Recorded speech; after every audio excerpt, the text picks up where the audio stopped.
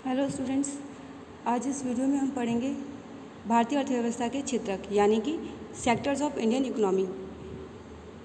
आप नीचे ये चित्र देख रहे हैं। इस चित्र में आपको विभिन्न गतिविधियां नज़र आ रही होंगी। कोई खेत में काम कर रहा है, कोई ईंटें बना रहा है, कोई फैक्ट्री में काम कर रहा है और कोई सामान ढो रहा है, कोई घर में जा कर के कोई किसी प्रकार की सेवा प्रदान कर रहा है। तो इस प्रकार ये जो गतिविधियाँ हैं हमारे चारों ओर हर वक्त संपादित होती रहती है, यानी कि हमारे आसपास हमेशा घटती हुई नज़र हमको आती हैं। यहाँ तक कि बोलचाल में भी जब हम बात करते हैं तो भी ये गतिविधियाँ हमारे में शामिल होती हैं।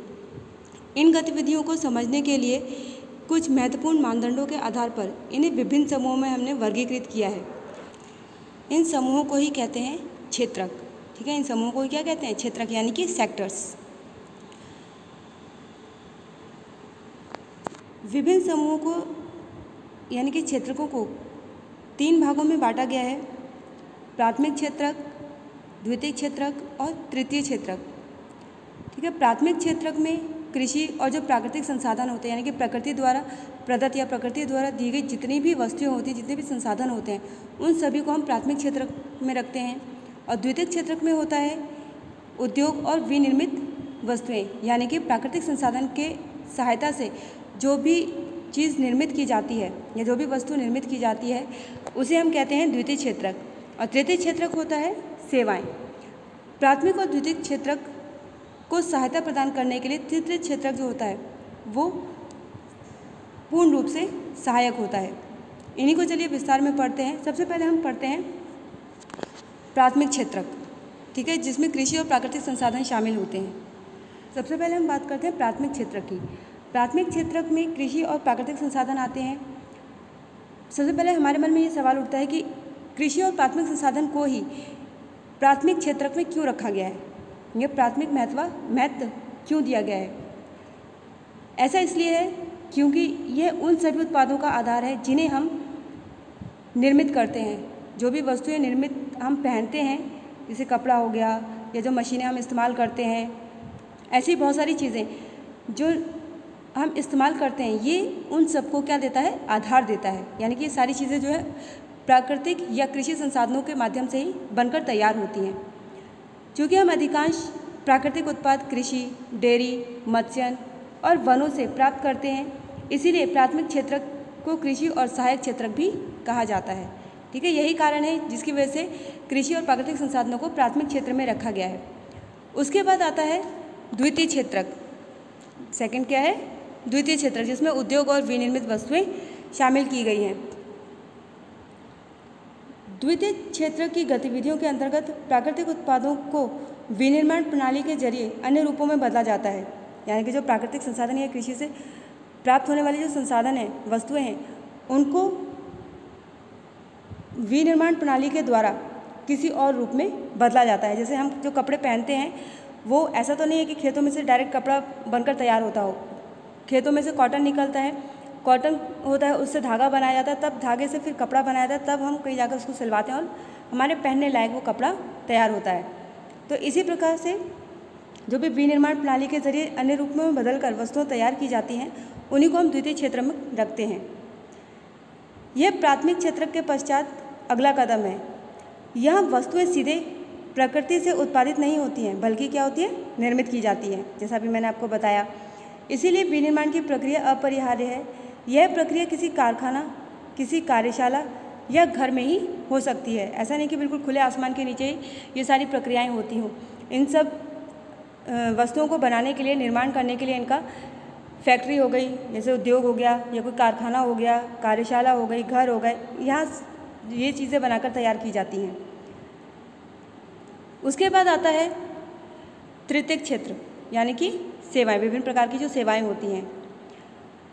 प्राथमिक और द्वितीय क्षेत्र के अलावा आर्थिक गतिविधियों को एक तीसरी श्रेणी में भी रखा जाता है, जिसको हम बोलते हैं तृतीय क्षेत्रक।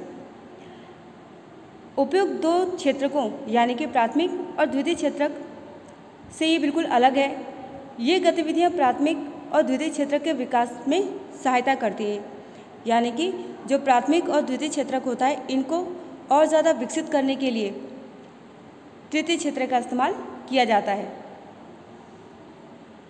और ये गतिविधियाँ स्वतः वस्तुओं का उत्पादन नहीं करती, बल्कि क्या करती हैं, उत्पादित प्रक्रिया में सहयोग या सहायता करती हैं। जैसे प्राथमिक और द्वितीय क्षेत्रक द्वारा उत्पादित वस्तुओं को थोक और खुदरा विक्रेताओं को बेचने के लिए ट्रकों और ट्रेनों द्वारा परिवहन करने की ज़रूरत पड़ती है।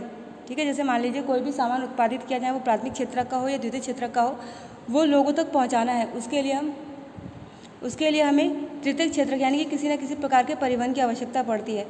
तो वो जो सुविधाएं होती हैं, जो सेवाएं होती हैं, वो हमें कौन उपलब्ध करवाता है, तृतीय क्षेत्रक। इसी प्रकार से जो उत्पादित वस्तु जैसे अनाज हो गया या कोई भी और भंडारण योग्य जो वस्तुएं होती हैं, उनके लिए, संचार के लिए, बैंक सेवाएं या व्यापार आदि के लिए तृतीयक गतिविधियां जो होती हैं वो पूरी तरीके से सहायक होती हैं।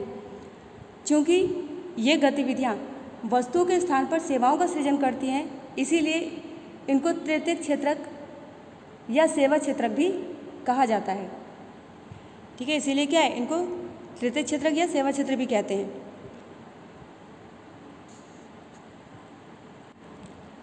प्राथमिक, द्वितीयक और तृतीयक क्षेत्रक के विभिन्न उत्पादन कार्यों से बड़ी मात्रा में वस्तुओं और सेवाओं का उत्पादन होता है।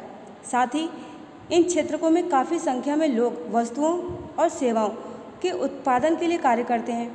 किसी अर्थव्यवस्था में कुल उत्पादन और रोजगार में दृष्टि से एक या एक से अधिक क्षेत्रक प्रधान होते हैं, जबकि अन्य क्षेत्रक अपेक्षाकृत छोटे आकार के होते हैं। ठीक है, नेक्स्ट है हमारा जीडीपी यानी कि ग्रॉस डोमेस्टिक प्रोडक्शन, हिंदी में बोलते हैं इसे सकल घरेलू उत्पाद। 3 क्षेत्रकों के उत्पादनों के योगफल को देश का सकल घरेलू उत्पाद कहा जाता है। यानी कि प्राथमिक, द्वितीय और तृतीय क्षेत्रक में जितना भी उत्पादन होता है, उन सब का जब योगफल होता है, यानी कि उन सब के उत्पादन को जब हम जोड़ देते हैं, तो वो देश का सकल घरेलू उत्पाद यानी कि जीडीपी कहलाती है।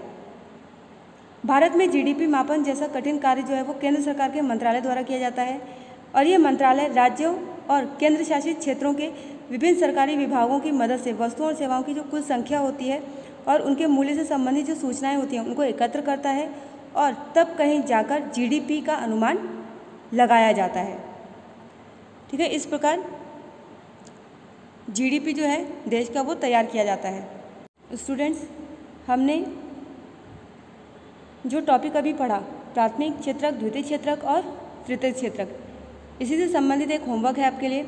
आपको क्या करना है, जो विभिन्न व्यवसाय हैं, जो भी व्यवसाय हैं, चाहे वो पुजारी का हो, कुम्हार का हो, अंतरिक्ष यात्री का हो, मछुआरे का हो, महाजन का हो या टोकरी बुनकर का हो, ऐसे बहुत सारे जो व्यवसाय हैं वो होते हैं छोटे छोटे, उन्हें आपको प्राथमिक, द्वितीय और तृतीय क्षेत्रों में विभाजित करके उनकी एक सूची तैयार करनी है कि प्राथमिक क्षेत्र में कौन सा व्यवसाय आता है, द्वितीय क्षेत्र में कौन कौन से व्यवसाय आते हैं, तृतीय क्षेत्र में कौन कौन से व्यवसाय आते हैं। इस प्रकार आप तीनों सूचियाँ जो हैं तीनों क्षेत्र की आप तैयार करेंगे। Thank you and that's all for today's class.